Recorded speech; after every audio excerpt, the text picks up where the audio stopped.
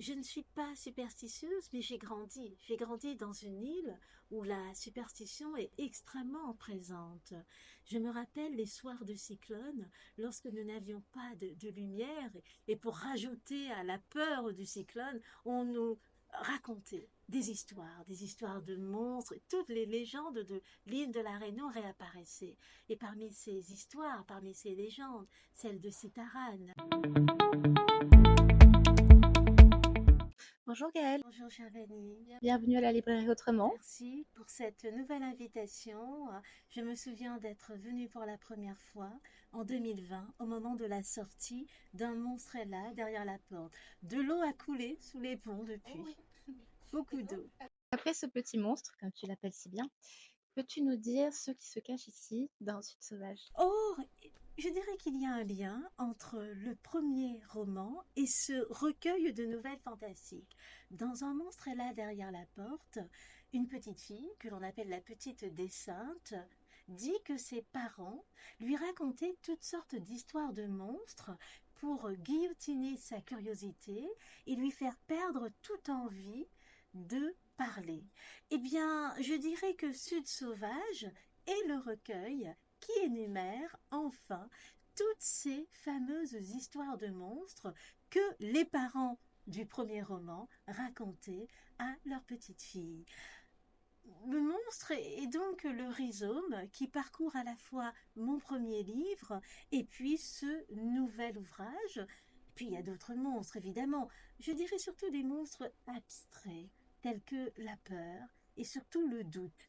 C'est-à-dire ce que j'ai eu envie de faire, Vanille, c'est un recueil de nouvelles qui fasse frissonner, qui fasse douter le lecteur, qui l'amène à se demander est-ce qu'il y a quelque chose là où nos yeux ne voient rien. Ça fonctionne. Et donc Gaëlle, après l'écriture de tes deux romans, notamment Le fruit le plus rare qui est paru en poche là juste là, pourquoi des nouvelles? Est-ce que c'était une envie que tu nourrissais depuis longtemps ou alors une sorte de challenge personnel peut-être? J'ai écrit deux romans réalistes qui montraient l'insupportable de l'existence, les carences affectives, éducatives dont les enfants peuvent souffrir. Mes deux premiers romans évoquaient la quasi-impossibilité de s'arracher à sa condition sociale lorsqu'on vient d'un milieu modeste. C'étaient des romans qui évoquaient la pléthore d'externalités négatives auxquelles les individus sont confrontés et qui les clouent à leurs conditions. Et je souhaitais me réinventer. Je souhaitais donner un aperçu de nos croyances locales, ce que je n'avais pas beaucoup fait dans les deux premiers romans. Et je trouvais que le genre qu'est la nouvelle, et plus précisément la nouvelle fantastique, se prêtait à cet exercice-là. Et puis, j'aime les défis. J'aime les défis. Il n'est pas question pour moi de m'enfermer dans un genre littéraire, mais d'en découvrir un certain nombre. D'ailleurs, je ne me suis jamais définie comme romancière.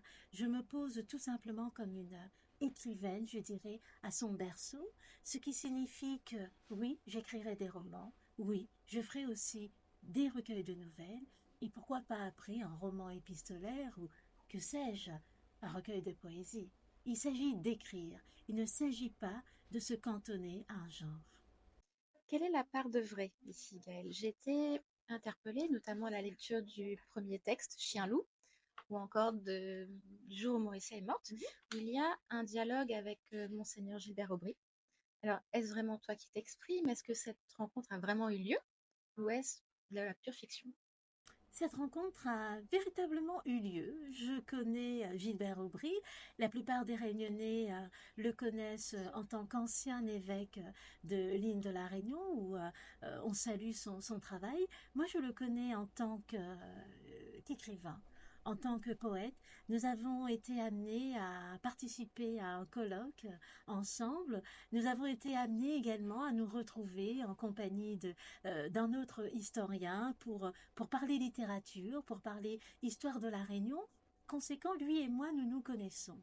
Et lorsque je me suis mise à écrire ce recueil de nouvelles, 13 nouvelles qui parlent des superstitions de l'île de la Réunion, qui parlent un peu des fantômes, des revenants, du diable à la Réunion, je me suis dit, qui mieux qu'un homme de Dieu pourrait me parler du diable? Par conséquent, j'ai contacté Gilbert qui m'a répondu le lendemain, mais viens et nous allons parler exorcisme, entre autres.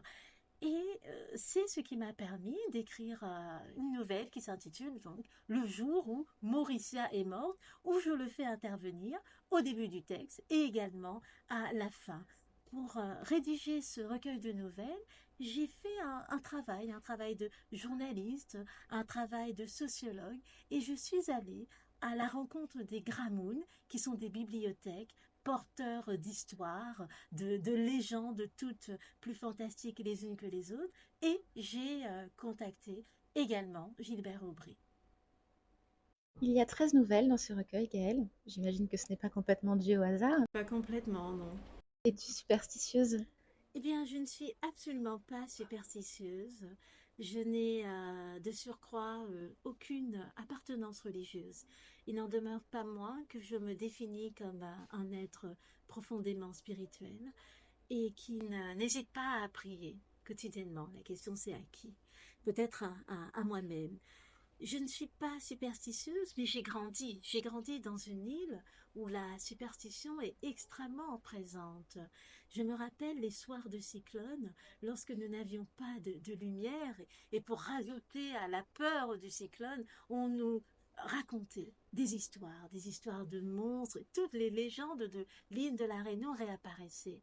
Et parmi ces histoires, parmi ces légendes, celle de Citaran, les Grecs ont leur centaure, créature mi-homme, mi-cheval. La Réunion a son homme-coq. Donc, on me parlait de Citaran, on me parlait de l'homme-coq, on me parlait de Grand-Mère Cale, cette sorcière un peu dévoreuse d'enfants. Donc, j'ai grandi dans un milieu pétri de superstitions. Et au nom du vivre ensemble de l'île de la Réunion, j'ai toujours fait preuve de tolérance, même si je n'y adhère pas. Ce qui était très important là, c'était de rendre hommage d'une certaine manière à mes parents, à ma tante qui me racontait toutes ces histoires en enfermant certaines d'entre elles dans ce recueil de nouvelles. Et puis, en racontant, je suis retournée à Saint-Pierre où se trouve la tombe de Citaran. Citaran, ce sorcier criminel d'origine mozambicaine qui a commis un certain nombre de meurtres à l'île de la Réunion et qui, disait-on, buvait avec sa bande le sang de certaines de ses victimes. Et qu'est-ce qu'on trouve sur sa tombe, qui est le support d'un certain nombre d'offrandes? Des petits verres de rhum, des cigarettes qui se consument, du sang coagulé, une peau noire en décomposition. Et le fait de voir tout cela depuis mon enfance, le fait d'entendre toutes ces légendes, ont fait de moi cette conteuse qui a voulu aussi laisser provisoirement le genre romanesque pour se concentrer sur un recueil de nouvelles fantastiques. Gaëlle, tu commences chaque nouvelle par une citation de Lecomte de Lisle. Peux-tu nous expliquer ce Eh choix? bien, habiter n'est pas connaître. J'ai toujours eu une connaissance, ma foi, parcellaire, je l'avoue, de Lecomte de Lisle. Qu'est-ce que je savais de lui jusque-là? Qu'il avait vécu de 1818 à 1894, qu'il a passé environ 11 ans seulement à l'île de la Réunion, que c'est le chef de file du mouvement parnassien, qu'il a succédé à Victor Hugo à l'Académie française, c'est lui qui a hérité du siège de Victor Hugo, et je m'étais toujours promise un jour de lire le Comte de Lisle. Et pendant que j'écrivais Sud Sauvage, je lisais les poèmes barbares, et puis je me suis intéressée aux poèmes antiques, aux poèmes tragiques, et je suis tombée absolument amoureuse du lyrisme de Lecomte de Lisle. C'était un passionné de mythologie.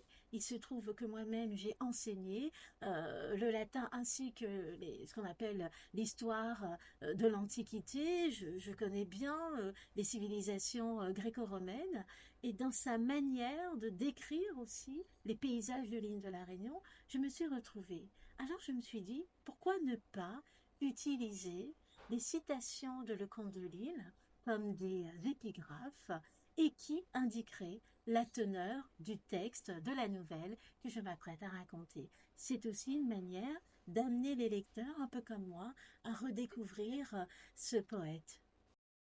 2 romans, un recueil de nouvelles. Comptes-tu, Gaëlle, t'essayer un autre genre littéraire? Quels sont tes projets? Je ne me suis jamais définie comme romancière, on le sait bien. Je ne suis qu'une écrivaine à son berceau qui a une grande appétence pour la littérature. J'ai l'habitude de dire très sincèrement que tout mon être est littérature. Et je n'ai pas envie de me cantonner à un genre littéraire. J'ai rédigé 2 romans, j'ai rédigé un recueil de nouvelles, ce qui n'est pas simple du tout de réussir à relever le défi de la concision, d'être capable de raconter toute une histoire en très peu de pages. Mais je ne ferme pas la porte au roman épistolaire. Je ne ferme pas la porte non plus au recueil de poésie. Parce qu'il s'agit d'explorer tout ce qu'il y a en littérature et non pas de se limiter à un seul horizon en matière de genre. Sud sauvage vient de Tout à paraître fait. et est d'ores et déjà disponible dans nos 2 Merci librairies. beaucoup.